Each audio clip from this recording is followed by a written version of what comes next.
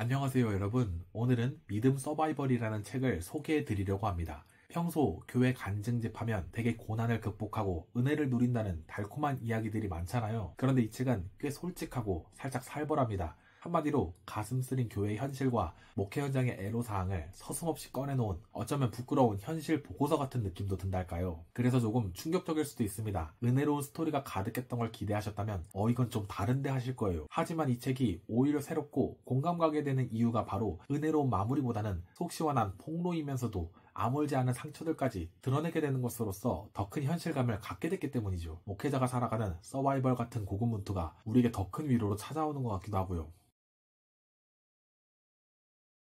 그럼 이번 북튜브에서는 저자의 이야기들을 주제별로 하나씩 풀어나가면서 제 공감 포인트들과 제가 경험했던 떠오르는 이야기들을 얹어가면서 자연스럽게 이야기를 풀어가도 좋을 것 같은데요. 우선 저자가 어릴 적 직업군인 출신의 가부장적 목사이신 아버지로부터 군사훈련 같은 신앙훈련을 하게 됐던 이야기를 생각해 볼 수 있겠습니다. 당시 위세대의 신앙은 절박했고 치열했지만 이분법적이고 협의적인 모습으로 볼 수 있는 대목도 있었지요. 저자는 그런 부분을 함부로 폄하하지 않으면서도 어떻게 재해석해야 할까라는 고민을 자연스럽게 보여주었습니다. 그리고 불완전한 믿음 속에서도 하나님이 일하셨다고 인정하기도 하고요. 또 지금 우리가 가진 포용력 그런 것도 미래엔 또 달리 해석될 수 있다고 열린 태도를 내비치고 있기도 했지요. 한 가지 아버지와의 일화가 되는 이야기로는요. 저자가 어릴 적에 교회 돈에 손을 대고 그걸로 오락질을 하는 일이 있었는데 물론 이건 크게 잘못한 일이었고 아버지는 그 잘못된 일에 대해 강력한 경계심을 심어주려 하게 되셨지요. 그래서 그 일로 저자는 아버지께로부터 100대를 넘게 좋게 맞고 허리가 새우처럼 굽은 채 일주일 넘게 신음하며 지내게 되고 등 전체가 검게 멍들어버린 채 지냈던 그 당시의 상황을 우리에게 전해주었습니다. 이런 걸 보면서 그 과거에 장려됐던 순종, 권위, 체벌 같은 거에 대해서 되돌이켜보게 되는 거고요. 이런 건 어릴 적 저와 아버지 관계도 떠올려보게 되는데요. 목사이신 제 아버지 역시 다혈질적이셨고 때론 폭력을 휘두르셨던 분이라 비슷한 공감대가 형성되었던 것 같습니다. 일면으로 도대체 어떻게 이런 분이 목회자가 됐을까 의아하게 여겨지는 대목일 수 있었는데 그런 모순적인 상황들에 대한 받아들임 차원에서의 인정과 더불어 그럼에도 이루어지는 고민의 장면, 이렇듯 제 과거도 함께 돌이켜보는 시간이 되게 했고요. 전혀 다른 맥락에서의 일화 중에는 비가 오면 공짜물이라고 감사하며 온 가족이 바로 비가 온 그날을 샤워하는 날로 여겼다는 이야기, 4살 여동생까지 물장구 치며 밖에서 즐거워하며 씻던 이야기, 그런 게 우프기도 하고 한국교회 가난했던 시절 풍경도 떠오르게 하는 것들로 나타났습니다. 이런 모습들이 목사 가족이라 해서 무조건 성스럽게 여겨지거나 그런 것만은 아니라는 것도 생각해보겠고요. 저도 신학대학 학부를 졸업하신 아버지가 아주 작은 사례만 받고 전도사 생활만 기도원에서 아주 오래 하시다가 저희가 학생 때 뒤늦게 신학대학원에 다니고 졸업하게 되셨고 또 그렇게 부교육자로 계속 살아가면서 어릴 적 집에 화장실이 없는, 그러니까 화장실에 가려면 마당을 지나야 하는 집에 산 적이 있었는데요. 밤중에 대변이 마려우면 그렇게 무서웠던 게 기억에서 잊히질 않습니다. 항상 그 깜깜한 화장실에서 귀뚜라미 한 마리를 마주하게 됐거든요. 그 오밤중에 대변이 급할 때마다 심장이 콩닥거리는데 귀뚜라미를 노려보면서 제발 가까이 오지 말아달라고 그 끔찍한 귀뚜라미의 소리를 들으면서 뒤처리를 마무리하고 후다닥 뛰어 집 안으로 뛰쳐들어가는 기억이 아직도 생생합니다. 책엔 그 일이 거의 매일 반복되는 패턴이었죠. 이어서 짚어볼 수 있는 저자의 일화로는요, 가정사에서뿐 아니라 이번엔 주님의 몸된 교회라고 하는 바로 우리네 교회 안에서 벌어지고 있는 수군대는 동료 목회자들의 이야기로도 비추어지고 있었습니다. 교회 내 오해에 기반한 소문 그리고 뒷담화 같은 경우죠. 당시 상황을 보면 일부 교역자들의 편견과 속조금 같은 것들로 비춰지는 이야기인데, 즉 저자의 자녀 생사가 오고 가는 위험한 일, 그런 상황이 벌어져서 교인들 일부가 자발적으로 마음을 모아서 돈을 건네게 됐는데 그걸 보면서 부교역자들이 오해하고 착각하고는 저자가 먼저 자식을 갖고 장사하는 사람으로서 취급을 해버린 거죠. 그런 오해에 기반한 편협한 뒷담화 같은 일이 누군가에게 끼칠 수 있는 파괴력을 생각하면 더구나 목회자라는 사람들이 그토록 분별력 없이 휩쓸려서 잘 알지도 못하는 남 욕지거리에 적극 동참하는 그런 상황들을 보면 목회자도 이 연약한 인간 존재라는 것에 있어서 참 예외가 아니구나 싶은 생각을 하게 되는데요. 저는 이게 사실 목사들만의 특별한 일은 아닐 수도 있겠으나 즉 슬프고 비통한 일이더라도 그냥 회사원들 사이에서도 일어날 수 있는 흔하게 슬픈 오해 같은 것일 수도 있겠다는 생각이 들기도 하면서, 그럼에도 목회자라는 호칭이 붙어있기에 그 문제와 잘못의 무게가 훨씬 크게 다가오는 듯함을 분명하게 느꼈고요. 즉 믿음을 외치고 사랑을 설교하는 집단에서 벌어지는 일들이라는 점이 더 씁쓸하고 회의감 들게 찾아왔던 일인 거죠. 저도 부교역자로 생활해오면서 그와 같은 교회의 모습들을 보게 되곤 했고, 그럼에도 결국 사람을 통해서 성도들의 따뜻한 마음, 그 사랑을 통해 다시 살아갈 힘을 얻었다는 거, 저자의 그런 고백 또한 저를 포함한 무수한 부교역자로 살아온 많은 이들에게 크게 공감되었을 대목으로 받아들여졌습니다. 또 하나 잊지 못할 일화로 소개될 수 있는 것으로는요, 저자에 대한 담임 목사 후임 청빙을 위한 절차가 이루어지던 중에 그 기존 담임 목사님이요, 자기 딸을 2대 담임으로 만들기 위해서 저자를 담임 목사로 세우려는 위원회의 모든 의견과 절차를 일방적으로 다 무시하고 그 과정을 깡그리 뭉개버리는 일이 나타났습니다. 이를 추진하던 장로님을 비롯한 위원회의 모든 의견 제의와 저항에도 불구하고 결국 절대 권력자의 교회를 한 개인의 소유물처럼 여기는 행태를 막아낼 수는 없게 됐죠. 이럴 때 저자는 그 일을 직접 겪으면서 교회가 반드시 올바른 방향에만 있지는 않은 모습,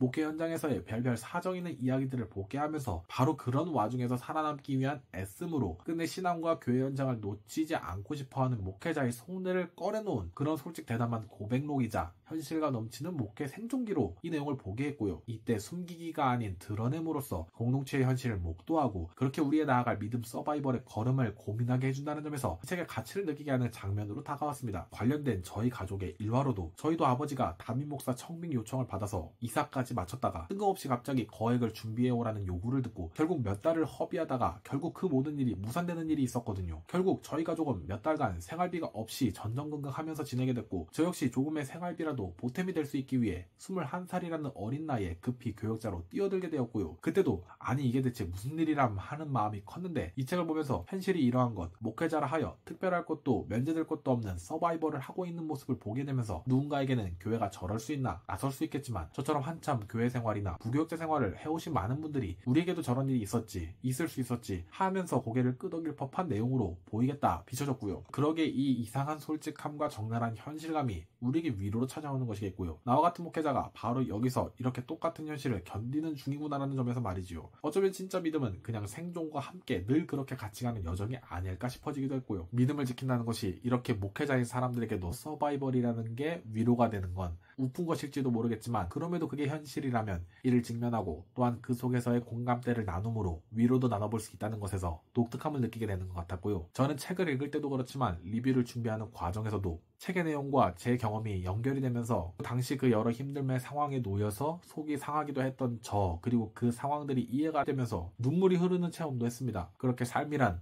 목회란 정말 본디 서바이벌이 맞는 거구나, 그런 깨달음과 생각이 동반되면서 당시의 상황들을 마음으로부터 내려놓고 떠나보낼 수 있게 되는 일로 크게 다가올 수 있겠구나 하면서 말이죠. 앞에서 잠깐 저는 목회자만의 특별한 이야기는 아닐지도 모르겠지만 이라면서 말을 이어갔는데, 목회자에게서 이런 갈등 벌어지는 것에 대한 뭐랄까 인정할 수 없음, 인정하고 싶지 않음, 그런 마음이 제게 너무 커서 이런 경험을 함께하는 누군가를 보면서 자연스럽게 저와 같은 경험을 하는 자가 있다는 것이 제게 이번에 더 큰 위로로 찾아왔다는 생각이 들고요. 그렇게 이 책 곳곳에는 막장스럽기도 한 한국교회의 민낯이 알알이 박혀있으면서 그럼에도 그 한가운데서도 그래도 우리가 믿음을 놓지 않는 이유는 뭘까를 진솔하게 건져내는 느낌이 있어서요. 그래서 읽는 동안에도 이런 건 진짜 교회에서 벌어지면 안 되는데 하는 분노 섞인 마음이 들다가도 다 읽고 나면 묘한 회복이 찾아오는 것이죠. 저자와 내가 비슷한 경험을 했고 그럼에도 함께 신앙을 지키려 애쓰고 있구나 하는 연대감 때문이라고 말할 수 있을까요? 결론적으로 이 책은 은혜로운 간증집보다는 교회도 목회도 실제로 이렇게 험난한 생존기다 하고 드러내는 그런 고백록에 가까워 보인다고 다시 한번 말씀드려볼 수 있겠습니다. 저는 30대이지만 일찍 부교역자로 일하기 시작해 그렇게 10년을 보냈고 그동안 교회 안에서 인간적인 충돌들을 보기도 했고 한 번도 빠짐없이 항상 막내이면서 미움을 사거나 오해를 받기도 했어서요. 물론 제가 부족함도 많았고 편견으로 누군가를 재단하기도 했던 것도 같지만 말이죠. 이렇게 교회도 전혀 다른 세상이지만은 아는 그런 인간사가 있는 곳이니까 그렇게 이 책을 읽는 분도 소소한 일상 속 실패 그리고 상처 속에서 믿음을 버리지 않는 그런 생생한 과정을 느끼는 시간으로 보실 수 있겠다 싶습니다. 교회라는 공간에서 벌어질 수 있는 솔직한 한 부교역자의 고뇌와 성찰을 담은 이 책이 여러분들께도 큰 힘이 될 수 있으면 어떨까 싶습니다. 이 책은 서바이벌한 현실 속에서 몸부림치는 40대 목회자의 고충, 그래도 포기하지 않고 복음의 깃발을 붙들고자 하는 믿음의 모습, 교회는 이래서는 안 되지 않나 하는 자성의 목소리가 들리게 해주는 책일 테니까요. 여러분은 교회나 믿음의 현장에서 어떤 서바이벌을 겪으시는지 궁금합니다. 댓글로 나눠주셔도 좋겠고요. 또 영상이 유익하셨다면 구독과 좋아요도 부탁드리겠습니다. 그럼 다음 시간에 다른 책 이야기로 또 찾아뵙도록 하겠습니다. 무리하게 은혜만 강조하기보다 충격적이지만 현실감 있는 내용을 담아 전해주는 이 책을 여러분들께도 추천합니다. 그럼 다음에 다시 만나요.